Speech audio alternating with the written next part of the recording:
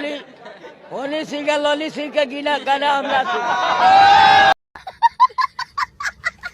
Thank you thank you thank you thank you thank you thank you thank you. Khesari Lal Yadav का और उनके पिताजी का दोनों क्लिप बड़ी तेजी से सोशल मीडिया पर वायरल हो रहा है। खेसारी लाल यादव के बारे में बता दें, बर्थडे के दिन गए थे लखनऊ और वहीं पे दिन में अनाथालय में गए थे जहां दिव्यांग बच्चों से मिले, केक काटे, बच्चों ने उनको गिफ्ट उफ्ट दिया, बहुत प्यार से मिले सबसे।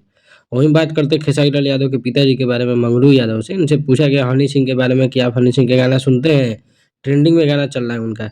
तो इन्होंने भी मौका का फायदा उठाया और हनी सिंह को टारगेट कर दिया और कहा हनी सिंह और लल्ली सिंह को हम नहीं जानते हैं, न उनका गाना सुनते हैं, हम केवल भोजपुरी गाना सुनते हैं।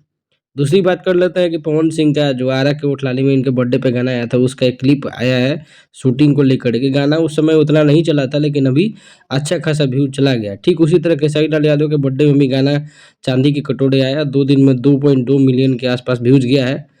अ, ठीक ही है, व्यूज उतना ज़्यादा नहीं कहेंगे लेकिन अच्छा है। खेसारी लाल के जितने भी गाने आजकल जा रहे हैं उसी के हिसाब से है। वहीं बर्थडे की बात करें तो अभी जहाँ दोनों टीम के बीच में काफ़ी ज़्यादा मतलब प्यार मोहब्बत दिखा, वहीं कुछ फैंस जो है अभी दूरी चाहते हैं, अभी डिस्टेंस चाहते हैं। वहीं खेसारी लाल यादव पवन सिंह के बर्थडे का कंपैरिजन कर रहे हैं, मीम्स वायरल कर रहे हैं, रील्स वायरल कर रहे हैं, अरे ये वो डिस डेट लकीर वकीर।